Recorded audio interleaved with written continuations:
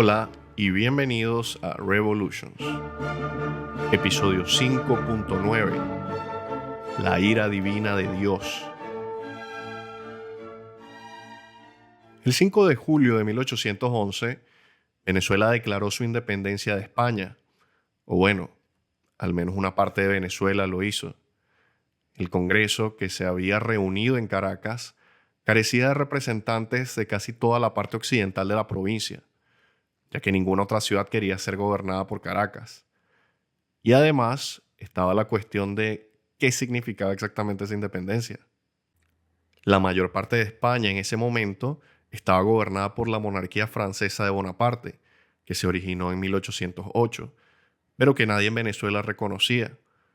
Así que en realidad el Congreso de Caracas estaba declarando la independencia de la regencia, que estaba refugiada en el puerto de Cádiz, y de las cortes que se habían convocado allí. Así que la declaración de independencia fue en realidad unos tipos de la región alrededor de Caracas declarándose independientes de otros tipos que estaban atrapados en Cádiz. Pero aún así, fue un día trascendental. Y los patriotas de Caracas, Simón Bolívar y Francisco de Miranda, principales entre ellos, se propusieron asegurar la permanencia de su proyecto libertario. Y hoy contaremos la historia de su lamentable fracaso. Inmediatamente después de la declaración de independencia, el ánimo en Caracas era de júbilo. Bandas patriotas que habían sido incitados por la sociedad patriótica agitaban la ciudad, mientras marchaban acosando y desarmando a todos los peninsulares que quedaban y a cualquiera sospechoso de ser monárquico, es decir, cualquiera que todavía profesara lealtad al rey Fernando. Y aunque la comunidad mestiza de pardos e incluso los negros libres de la capital desconfiaban del nuevo régimen, durante las primeras semanas se unieron al entusiasmo, se alistaron en las milicias y solicitaron acceso pleno e igualitario a todos los cargos y oportunidades. Y genuinamente esperaban que tal vez este fuera el comienzo de un verdadero proyecto de emancipación igualitaria, pero se iban a llevar una gran decepción al respecto. Sin embargo, el rechazo en Caracas era prácticamente inexistente aún. El 11 de julio estalló una pequeña insurrección en la parte noroeste de la ciudad, pero resultaron ser apenas unos 60 hombres y fue fácilmente aplastada. 16 de ellos fueron ejecutados sumariamente, ahorcados y sus cuerpos desmembrados. Pero en otros lugares surgían peligros para la nueva república. El más obvio era que las otras ciudades importantes de Venezuela, Maracaibo, Coro, Valencia, nunca habían enviado representantes al Congreso y no estaban interesadas en recibir órdenes de ellos. Y de hecho, cuando Caracas declaró la independencia, esas ciudades del oeste de Venezuela proclamaron con la misma vehemencia su continua lealtad al rey Fernando. Si recuerdan, el capítulo pasado hablamos de los cuadrantes políticos de los revolucionarios hispanoamericanos. Había centralistas monárquicos, que es lo que había sido la antigua Junta de Caracas, centralistas republicanos, como lo son Bolívar y Miranda, federalistas republicanos, que es en lo que se va a convertir el primer Congreso al tratar de apaciguar a las otras ciudades, y federalistas monárquicos, que es lo que eran estas ciudades occidentales, que juraban lealtad al rey, pero también exigían la autonomía local. Pretendían ser tan libres de Cádiz como de Caracas, bajo el manto de su soberano común, el rey Fernando. Pero el peligro aún mayor que se cernía sobre la nueva república era que la élite criolla que servía en el Congreso de Caracas no tenía intención de tocar el sistema de castas raciales. Y sí, hicieron algunos grandes gestos retóricos y llegaron hasta prohibir el comercio de esclavos, pero para ellos la libertad significaba la libertad para la élite criolla, no necesariamente para los demás. Así que, por ejemplo, cualquier esclavo que pensara que el fin del comercio de esclavos podía significar el fin de la esclavitud, fue inmediatamente disuadido de esa idea. Los negros libres y los pardos, que se unieron a las milicias patriotas, los metían en unidades segregadas dirigidas por oficiales blancos. Y cuando los peninsulares abandonaron sus puestos previos, los criollos llenaron esos vacíos sin ofrecer a nadie más la oportunidad para tener esos trabajos. Pronto quedó claro para la población no blanca de Venezuela que sus sospechas iniciales eran ciertas. La libertad significaba libertad para los blancos, no para nadie más. Y el Congreso no ayudó con esta situación cuando promovieron su propia versión de la distinción entre ciudadano activo y pasivo. Así pues, los poseedores de propiedades como ellos podían esperar tanto derechos civiles como políticos, el derecho a votar y a presentarse como candidatos. Pero todos los demás tendrían que conformarse solo con derechos civiles, es decir, protección contra abusos, pero sin participación activa en el gobierno. Ahora bien, para el círculo que rodeaba a tipos como Miranda y Bolívar, esta era una actitud enormemente contraproducente. La mayoría de la población era pobre o mestiza, o las dos. La mejor manera de sobrevivir con una nueva república en un mundo incierto era unir a toda la población, conseguir que todos se sintieran parte del mismo proyecto y no buscar alienar a la mayoría de la población y marginarlos. Y hay que mencionar que Miranda y Bolívar y otros miembros de la sociedad patriótica se inclinaban más radicalmente hacia la ilustración en cuestiones de raza y clase, especialmente Miranda. Él no tenía esclavos en este punto y probablemente su contacto con reformadores como William Wilberforce le había hecho tener una mentalidad mucho más amplia que la mayoría de sus contemporáneos. Bolívar, por otro lado, aunque tenía esclavos, no estaba realmente casado con el sistema de castas, y si aferrarse a él socavaba la legitimidad de la nueva república, estaba dispuesto a deshacerse de él, o al menos a reformarlo. Pero como dijimos, él sí tenía esclavos, y en su visión del mundo aún permanecían viejos prejuicios, aunque hay que decir que ambos temían profundamente que todo este proyecto desembocara en una repetición de la Revolución Haitiana, por lo que tampoco era que presionaban a nadie para que actuaran con el tema de la raza. Pero al cementar el dominio blanco local, los republicanos abrieron una enorme brecha que los monárquicos supieron explotar.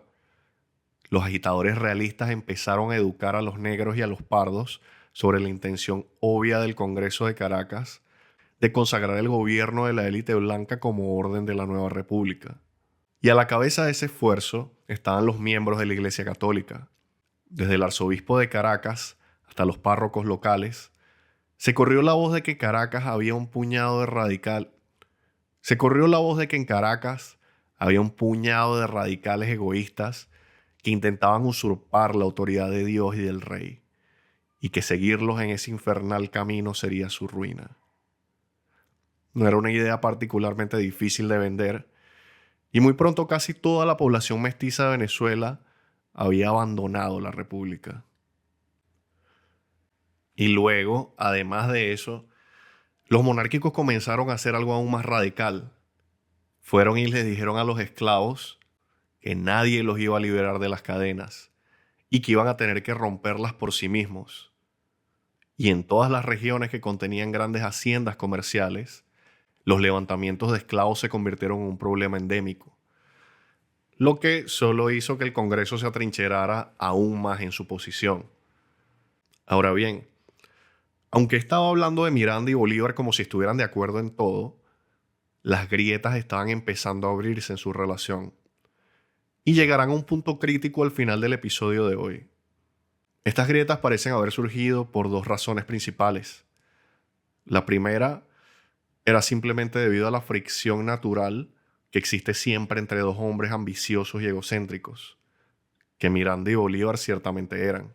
Sobre todo cuando se añade el hecho de que uno es viejo y busca respeto y el otro es joven y busca probarse a sí mismo. La otra razón es que, al parecer, Miranda estaba enemistado con la familia del Toro, sobre todo con el patriarca de la familia, el Marqués del Toro, con quien no coincidía en casi nada. Y por supuesto, los del Toro eran también la antigua familia política de Bolívar y se contaban entre sus más íntimos amigos. Es decir, para todos los efectos prácticos eran su familia y se mantendrían cercanos a él durante su colaboración con Miranda. Al mismo tiempo, Miranda estaba un poco molesto con la lealtad dividida de Bolívar. especialmente después de que el Congreso avivó la disputa cuando nombraron a Del Toro ministro de guerra por encima de Miranda. Y Bolívar, bueno, estaba atrapado en medio de todo esto. Pero la verdad es que el Marqués del Toro no iba a resultar una muy buena elección para ministro de guerra y fracasaría en la primera prueba a la que se enfrentó la República. El 19 de julio estalló una insurrección armada en la ciudad de Valencia. La población, en su mayoría mestiza, juró lealtad al rey Fernando y rechazó la autoridad del Congreso de Caracas. El Marqués del Toro organizó las fuerzas armadas a disposición de la República y marchó sobre Valencia. Pero el viejo marqués no era realmente un comandante militar, ni sus hombres realmente soldados. A la primera señal de verdadera resistencia en Valencia, se retiraron sin siquiera luchar. Así que el avergonzado Congreso tuvo que dirigirse a Miranda y decirle: bueno, tú eres ahora el comandante en jefe del ejército, ¿qué te parece? Mira, ve a someter a Valencia, por favor. Pero antes de que Miranda pudiera irse a tomar el mando, las tensiones entre él y Bolívar salieron a la luz. Bolívar esperaba naturalmente que Miranda lo llevara con él. Pero Miranda dijo al Congreso que no asignaran a Bolívar a ningún puesto importante en el ejército y que de hecho que era un joven peligroso. Cuando Bolívar se enteró de esto, irrumpió en el Congreso y se puso a braviar sobre su honor agraviado. Y algo tenía de razón. Pero la situación se resolvió finalmente cuando el Marqués del Toro, quien todavía estaba en Valencia, aceptó a Bolívar como parte de su plana mayor con el rango de teniente coronel. Así que el general Miranda y el teniente coronel Bolívar llegaron a Valencia con algunos refuerzos a finales de julio, situando el total del ejército patriota entre 2.000 y 2.500 hombres, casi todos blancos, y lucharon contra unos 750 hombres que defendían las murallas de Valencia, casi todos mestizos. Pero a pesar de la ventaja numérica, Miranda no le gustaba su ejército. La mayoría de sus tropas carecían de armas adecuadas y nunca habían realizado ningún tipo de entrenamiento formal. De hecho, muchos de ellos habían sido conscritos a la fuerza, siendo persuadidos de cumplir con su deber patriótico y alistarse en el ejército solo por la amenaza de la espada. Y así empezó la mala relación de Miranda con los soldados rasos, a los que trataba con desdén y con mucha condescendencia, diciéndoles que eran unos canallas, que eran los peores soldados que había visto en su vida. Hablaba a menudo en inglés y en francés, lo que por supuesto los alienaba, por no hablar de sus tácticas, que no era que les encantaran, porque a su llegada Miranda organizó un primer ataque en el que su columna principal cayó en una emboscada de cañones que causó numerosas bajas y el fracaso del ataque. Entonces Miranda se reagrupó, rodeó Valencia y cortó con éxito su suministro de agua. Ahí pudo lanzar un segundo ataque, mucho más exitoso, pero siguió el viejo manual de los revolucionarios franceses y se limitó a lanzar su superioridad numérica contra el enemigo, con la esperanza de abrumarlo sin importar el costo humano. El 13 de agosto, Valencia capituló, pero la suma de muertos y heridos del bando patriota llegó alrededor del 50% del ejército. Es seguro decir que Francisco de Miranda no era muy querido por sus soldados en ese momento. Sin embargo, otra cosa que ocurrió en las batallas de Valencia fue que Simón Bolívar combatió por primera vez y por lo visto lo hizo excepcionalmente bien. Era valiente, calmado bajo presión y un líder natural en el caos de la guerra. Incluso Miranda, que había intentado mantenerlo alejado del campo de batalla, no solo recomendó a Bolívar para que le dieran medallas, sino que le concedió el honor de ser el hombre que llevara las noticias de la toma de Valencia a Caracas. Ahora bien, la primera guerra de Bolívar no va a acabar bien, como pronto veremos, pero los atributos que harían de él un general tan notable y querido, a diferencia de Miranda, estaban ya presentes en Valencia. Sin embargo, a pesar de esta victoria, la República no pudo, o tal vez no quiso, a hacer más incursiones militares. El Congreso no quería estar librando una guerra civil contra sus hermanos de Coro y Maracaibo. Y Miranda, especialmente, no tenía ninguna ganas, tras ser nombrado finalmente comandante en jefe del gran ejército patriota de la Venezuela independiente, de estar luchando contra otros venezolanos, en lugar de una guerra de liberación contra los españoles. Así que la acción militar pasó a un segundo plano frente a las maniobras políticas. Y mientras el Congreso trabajaba en la Constitución que esperaban que definiera el gobierno de la nueva república, intentaron hacer gestos de paz para sosegar y traer a su lado al resto de los venezolanos. Ahora bien, las Cortes de Cádiz en este momento se encontraban en un aprieto similar al tratar de elaborar una nueva constitución liberal que gobernara el Imperio Español. 1811 fue un año de estancamiento en la Guerra Peninsular, siendo esta la época en la que algo así como 350.000 tropas francesas llegaron a la península. Pero la mayoría de ellas fueron dispersadas en guarniciones o custodiaban rutas de suministro, bajo el constante acoso desmoralizador de las guerrillas españolas locales. Pero la espada de Damocles, que pendía sobre Cádiz, se había estabilizado un poco, por lo que las Cortes pasaron la segunda mitad de 1811 elaborando el marco de una monarquía constitucional que esperaban que gobernara el imperio tras la ideal expulsión de los franceses. El documento que finalmente produjeron era muy liberal para la época y tomaba muchos elementos de las primeras constituciones de la Revolución Francesa, por lo que la soberanía recaería ahora en el pueblo y no en el rey, y además recaería en todo el pueblo. Tomando prestado aquel viejo concepto de la nación francesa, única e indivisible, los miembros de las Cortes intentaron codificar que ya no había una madre patria y colonias, ni siquiera reinos separados bajo una sola corona, sino una sola España. Tanto si vivías en Lima como en Ciudad de México, Madrid o Manila, sería la misma ley. Pero como comentamos la última vez, ¿quién contaba realmente como español en esta España única? Ahora dependía del compromiso que ya se había alcanzado sobre la cuestión de la representación en las Cortes. Aquellos que podían rastrear su linaje hasta los dominios españoles en Europa o América eran contados. Si tu ascendencia provenía de África, no lo eras. Así que por un lado, esta es una reforma bastante radical para que todos los indios y mestizos fueran iguales a los blancos, pero dejando por fuera a los negros y pardos. Y este fue un arreglo que se volvería en su contra, porque como acabamos de ver y como seguiremos viendo, los negros y los pardos estaban totalmente dispuestos a jurar su lealtad al gobierno de Cádiz. Pero el gobierno de Cádiz decidió dejarlos por fuera.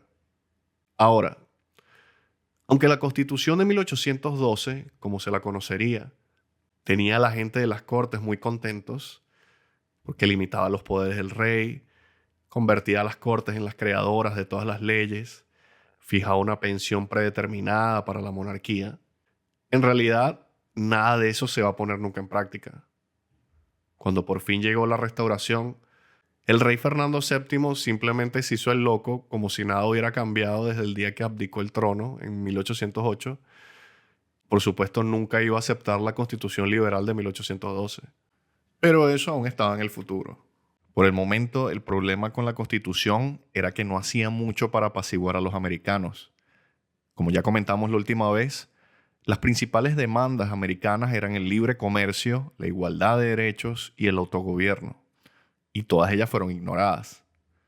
Porque incluso cuando hablaban de una sola España, los delegados peninsulares de las Cortes no podían deshacerse de sus prejuicios inconscientes contra los americanos como una mera raza inferior. Eran para ser gobernados, no para gobernar con ellos. Y los comerciantes gaditanos no iban a permitir que nadie deshiciera sus privilegios comerciales. Así que si bien la Constitución de 1812 es justamente celebrada en España como un documento liberal e ilustrado, oye, mira, libertad de prensa, la verdad es que no hizo nada para sosegar a los americanos o detener la propagación de los movimientos independentistas. Nueva España estaba siendo asaltada por ejércitos revolucionarios. Luego, más abajo, en el Río de la Plata, había una pequeña revolución guerra civil que se estaba desarrollando con la misma furia. Y en Chile, el régimen liberal republicano había expulsado con éxito a su gobernador y ya estaban ocupados escribiendo su propia constitución.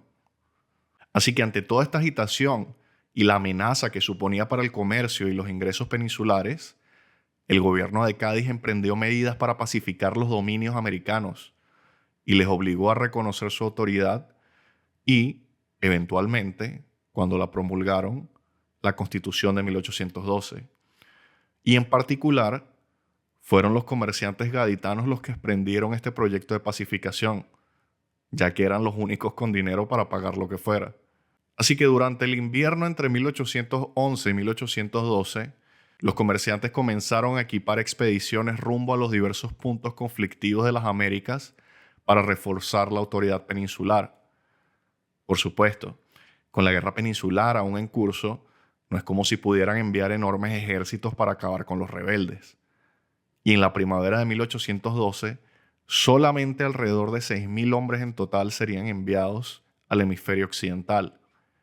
Pero la mayoría de los que fueron enviados eran oficiales y también llevaron con ellos armas y municiones y suministros para reforzar a los lugareños que aún eran leales a España.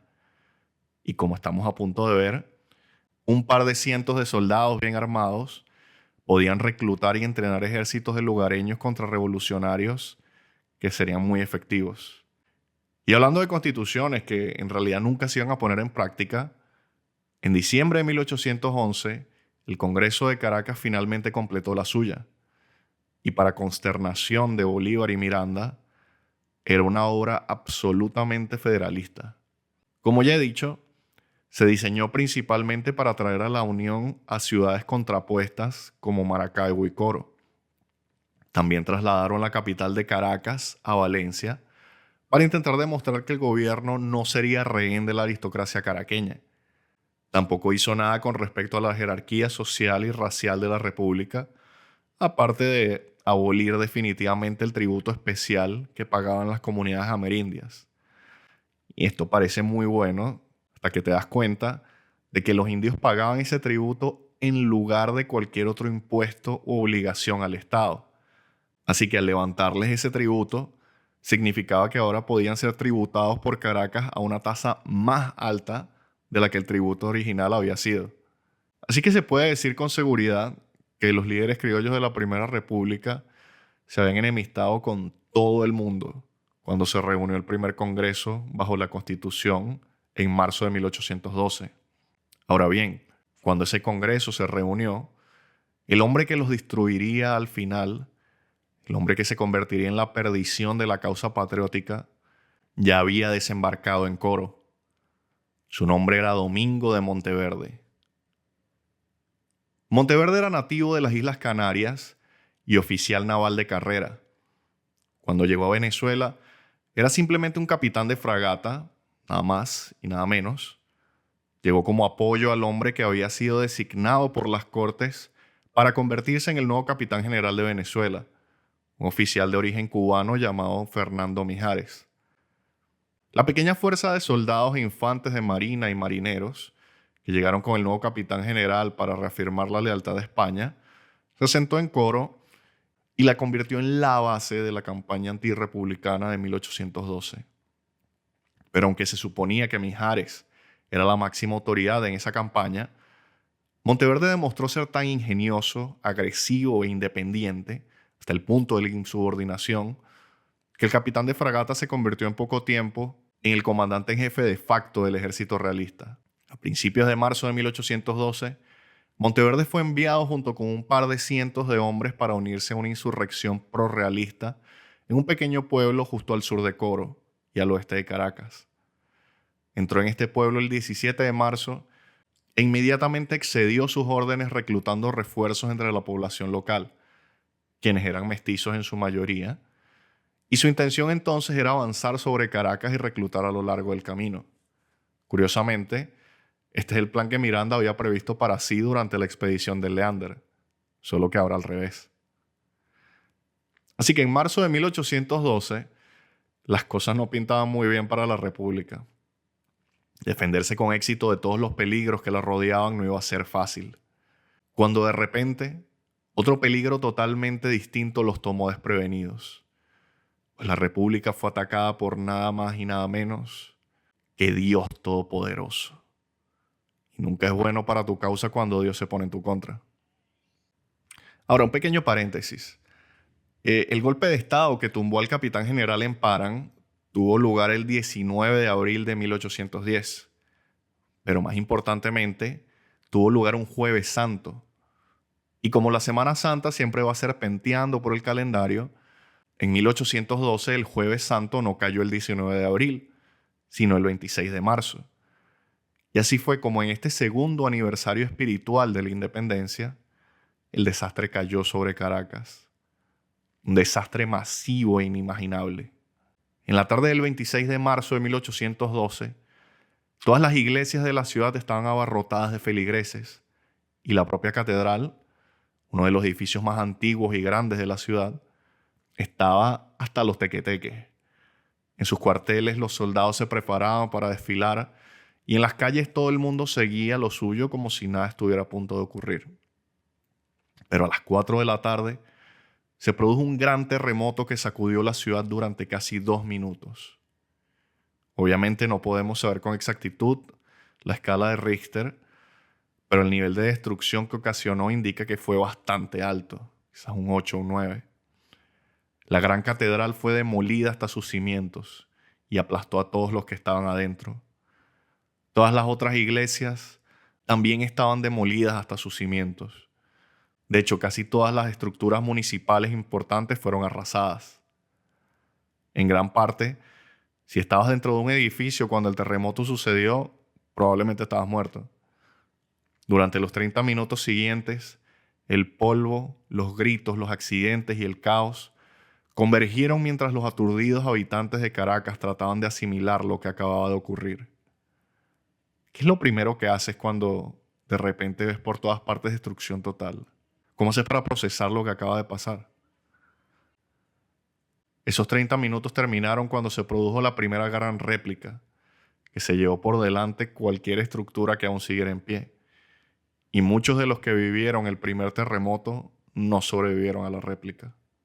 Ahora, no he podido averiguar exactamente dónde estaba Francisco de Miranda durante todo esto, aunque supongo que estaba en Valencia, pero todo el mundo sabe dónde estaba Bolívar, porque ese momento se convirtió en parte de su creciente leyenda. Porque fue visto inmediatamente encima de un montón de escombros con una camisa holgada organizando los esfuerzos para desenterrar a los supervivientes. Y hay que decir que Bolívar es legítimamente bueno en este tipo de situaciones, corriendo hacia el peligro para ayudar en lugar de huir, para mantenerse a salvo. Y en la parte superior de este montón de escombros, supuestamente gritó: "Si la naturaleza se opone, lucharemos contra ella y haremos que nos obedezca". Sin herramientas ni tiempo para pensar, Bolívar y los demás cavaron con sus propias manos. No hubo muchos supervivientes. Y pronto los gritos cesaron y los cadáveres empezaron a amontonarse. Eran tantos cuerpos que una fosa común se consideró insuficiente y empezaron a encenderse piras funerarias anónimas por toda la ciudad. Las estimaciones son, por supuesto, estimaciones que se han transmitido a lo largo de los años. Pero conservadoramente el número de muertos se situó entre 15 y 20.000 personas. El terremoto de Caracas de 1812 fue una tragedia catastrófica en términos humanos y fue también el principio del fin de la Primera República. El clero monárquico, por supuesto, tardó 0 segundos para proclamar la tragedia como ira divina, en respuesta a Caracas dándole la espalda a Dios y al rey. Y bueno, el clero habría explotado el terremoto si hubiera ocurrido en cualquier momento, pero un Jueves Santo, en el aniversario de la Declaración de Independencia, y es que era imposible ignorarlo. Y hay una historia más apócrifa en torno a la leyenda de Bolívar, de que por casualidad inmediatamente después del terremoto se cruzó con un sacerdote diciéndole a los supervivientes que se arrepintieran y volvieran a la luz de Dios y del rey. Y Bolívar sacó un sable y empezó a ahuyentar al sacerdote como haciéndole como que le iba a pegar. Pero bueno, El terremoto como castigo divino era una historia muy fácil de aprovechar, muy buen marketing. Y la guinda del pastel fue que en las semanas siguientes quedó claro dónde había causado el terremoto la mayor destrucción, pues el mayor daño fue en territorio republicano, mientras que las ciudades que habían permanecido leales a Dios y al rey, como Maracaibo y Coro, no había pasado nada. Así que en las semanas y meses que siguieron, muchas familias que habían estado con la República hasta ahora dijeron no, se acabó. Con Dios y el rey no pasaban estas cosas. Ante esta grave crisis, el Congreso de Caracas volvió a reunirse y decidió que era necesario tomar medidas extraordinarias. El 23 de abril de 1812, nombraron a Francisco de Miranda generalísimo con poderes dictatoriales, y a todos los efectos, la palabra de Miranda era ahora ley, al menos donde todavía existiera la autoridad de la República, que cada día eran menos lugares. Con el ejército de Monteverde avanzando hacia el este, Miranda decidió el 3 de mayo que no podía defender Valencia y se retiró, dejando que la otrora rebelde ciudad cayera de nuevo en la rebelión. Aunque en este punto era un poco difícil saber quiénes eran realmente los rebeldes. Pero aunque obviamente ahora nos dirigimos hacia la inevitable caída de la Primera República Venezolana, las Fuerzas Armadas que Miranda comandaba seguían superando ampliamente en número a las de Monteverde. Miranda contaba en ese momento con unos 5.000 hombres en armas. Ahora bien, no todos estaban en el mismo lugar, pero sí eran mucho más que los 1.500 o algo así que formaban el núcleo del ejército de Monteverde. Pero, de nuevo, aquellos hombres bajo el mando de Miranda no estaban bien armados ni entrenados, y muchos habían sido obligados a servir. Así que, quién sabe lo que pasaría si se intentara que lucharan. Probablemente todos desertarían a estas alturas. Así que en lugar de atacar, Miranda instauró una estrategia de defensa cautelosa. Después de retirarse de Valencia a principios de mayo, solo siguió retrocediendo hasta que llegó a la ciudad de La Victoria el 20 de junio. Allí, los patriotas fueron atacados por las fuerzas de Monteverde, pero se defendieron bastante bien. No desertaron, lucharon y ganaron la batalla. Pero ya fuera porque Miranda no confiaba en sus habilidades, o porque sentía que la energía moral de la causa patriota se desvanecía, o quizás porque quizás nunca fue un gran comandante en primer lugar, no aprovechó esta victoria para voltear la tostada, sino que se quedó esperando a que llegara el final. Mientras tanto, Bolívar, un hombre que siempre luchaba, que nunca desertaba y que siempre promovía acciones enérgicas, estaba sentado cabizbajo en la ciudad de Puerto Cabello. Después de convertirse en dictador, Miranda le había dado a Bolívar el trabajo clave de defender esta ciudad portuaria crítica, que tenía en ella un fuerte que contenía todas las armas pesadas y municiones de los patriotas. Es decir, era el almacén militar republicano. Esta era una tarea muy importante, pero también parecía que Miranda una vez más estaba tratando de mantener a Bolívar alejado del frente. Y Bolívar ciertamente no apreciaba la asignación y la consideraba un menosprecio más que un honor.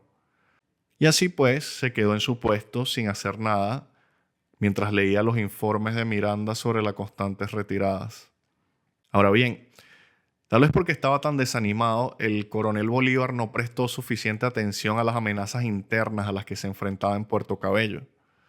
En concreto, el fuerte de la ciudad no solo albergaba el arsenal patriota, sino también una serie de prisioneros realistas de alto rango capturados en el transcurso del último año.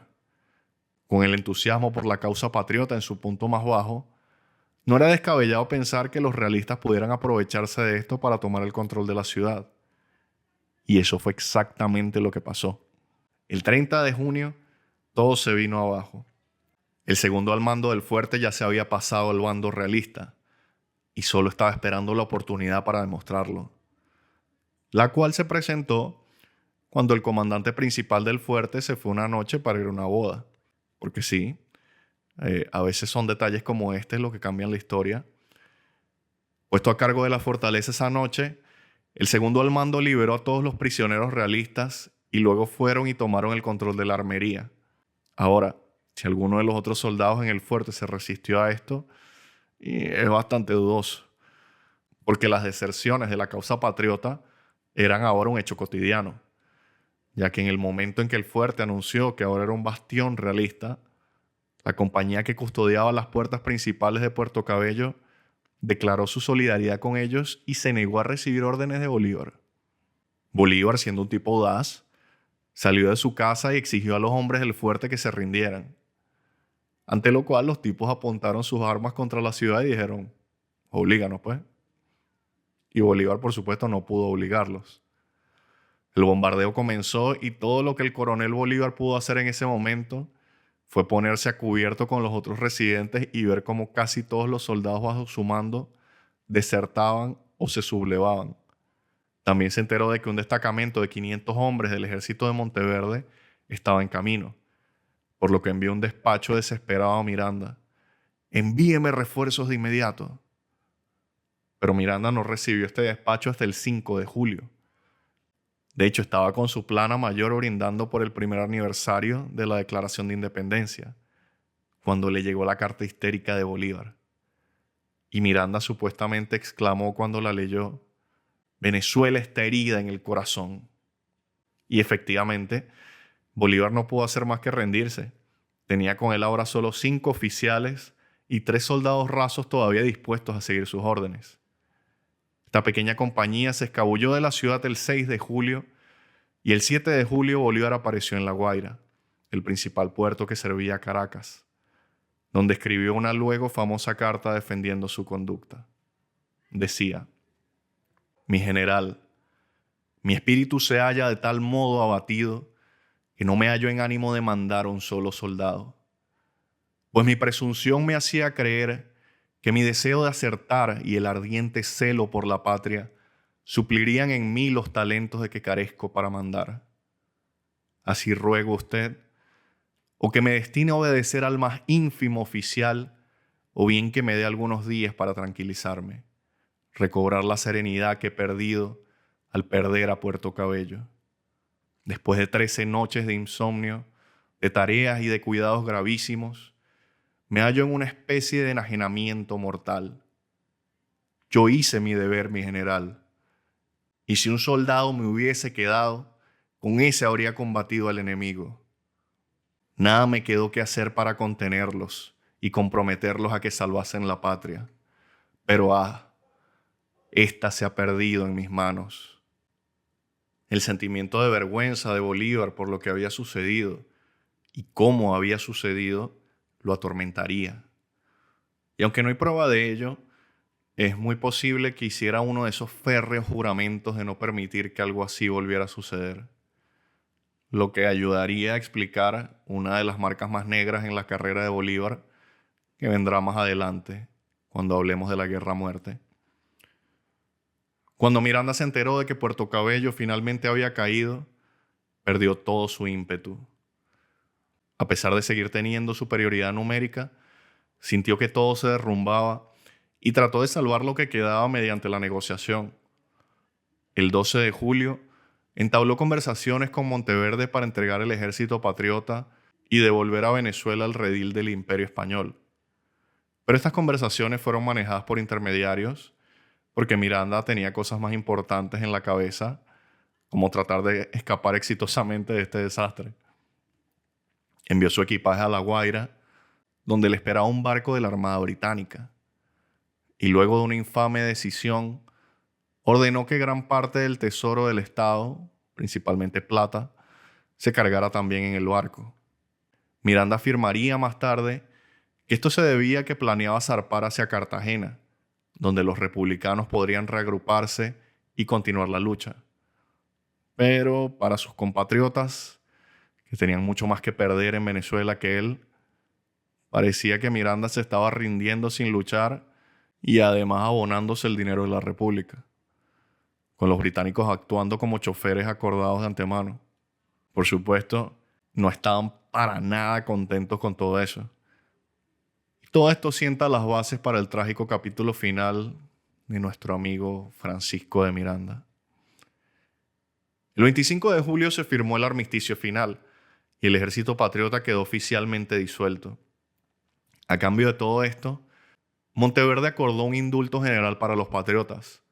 Dijo que no tocaría sus propiedades y que expediría pasaportes a cualquiera que quisiera abandonar el país. Miranda, por supuesto, quería salir del país y se dirigió a La Guaira lo más rápido posible. Pero ya había ahí un complot formándose para no dejar escapar al precursor. Y en medio de esta conspiración estaba Simón Bolívar. Miranda llegó tarde al puerto y fue convencido por un posadero patriota de que sería mejor comer, descansar y zarpas por la mañana. Todo su equipaje y toda la plata habían sido cargados en el barco británico. Todo lo que tienes que hacer por la mañana, te levantas y te vas. Pero esa noche, 12 oficiales patriotas descontentos se reunieron para discutir si realmente iban a llevar a cabo el plan. Se pusieron a hablar sobre cómo Miranda los había llevado a la ruina y que ahora estaba tratando de huir. Al final decidieron seguir adelante. Miranda no iba a subir a un barco y zarpar. Iba a hundirse con el barco que era la Primera República de Venezuela. A las 3 de la mañana, estos hombres tomaron la posada, pusieron guardias para impedir que nadie entrara y luego le tocaron la puerta a Miranda y le exigieron que se presentara. El viejo general no tardó en darse cuenta de lo que ocurría, así que se puso el uniforme y se presentó tranquilamente. Se produjo entonces un acalorado intercambio en el que acusaron a Miranda de traición y este trató de defenderse, pero los oficiales ya estaban decididos. Se llevaron a Miranda bajo custodia, lo condujeron al fuerte y lo metieron en el calabozo, encadenado. Pensaban dejarlo para que los españoles hicieran con él lo que quisieran. Sería la última vez que Miranda respiraría aire libre. Simón Bolívar ahora se encontraba en una encrucijada. Mientras los patriotas que habían arrestado a Miranda se dispersaban, cada quien cogía por su lado. A pesar de todas sus promesas en sentido contrario, cuando Monteverde entró a Caracas a principios de agosto, todavía hecho un montón de escombros, no tenía intención de hacer otra cosa que reprimir a la escoria rebelde. Ordenó el cierre de los puertos y no expediría pasaportes. Las propiedades de los patriotas también serían confiscadas. Sin embargo, Bolívar tuvo una suerte increíble, algo que si han estudiado historia se habrán dado cuenta es una cualidad que tienen en común todos los grandes hombres, ya que al pertenecer al círculo íntimo de la aristocracia criolla, Bolívar tenía amigos en ambos lados del conflicto y pudo pedir asilo a un viejo amigo de la familia que era un acérrimo hacendado realista, en quien Monteverde tenía mucha confianza. Así que este tipo le hizo la segunda a Bolívar, ayudó con los arreglos para que obtuviera un pasaporte, pero en la reunión que se suponía que Bolívar iba a ir y obtener este pasaporte, Monteverde estaba como, oye, ¿sabes? Yo conozco a este Bolívar, he oído que es uno de los rebeldes más radicales, pero bueno, sigue adelante, emite el pasaporte de todos modos, y cuando se le dice el papel que Bolívar había jugado en la aprehensión de Miranda, Bolívar le interrumpió y le dijo, yo no detuve a Miranda para ganarme el favor de nadie. Lo apresé porque resultó ser un traidor a la causa patriota. Entonces Monteverde estaba como que, ¿cómo es la vaina? Y el viejo amigo de la familia de Bolívar tuvo que meterse literalmente en medio y decir, mira, tú cállate. Usted, por favor, expide el pasaporte y vamos a sacar a este muchacho de aquí. El 27 de agosto de 1812, Bolívar zarpó de Venezuela rumbo al exilio, sin saber muy bien a dónde iría a parar. El nombre de Bolívar luego atormentaría a Monteverde durante el resto de su vida. La Primera República fue aplastada. Había fracasado ante el rechazo casi universal hacia los que buscaban instaurarla. Las otras ciudades se habían negado a solidarizarse con Caracas. La población mestiza no veía razón alguna para apoyar la supremacía blanca patriota. La iglesia los consideraba traidores sacrílegos contra Dios, que habían sido justamente castigados por sus transgresiones. Pero esto no es ni de lejos el final, ni de vaina. Porque en Nueva Granada el sueño de la independencia seguía vivo. En el próximo capítulo, Bolívar se dirigirá a Cartagena para continuar el sueño de la independencia. Resentido, agresivo y decidido a cumplir el juramento que había hecho en el monte sagrado de liberar a su país o morir en el intento. Bolívar pronto declararía, literalmente, una guerra a muerte.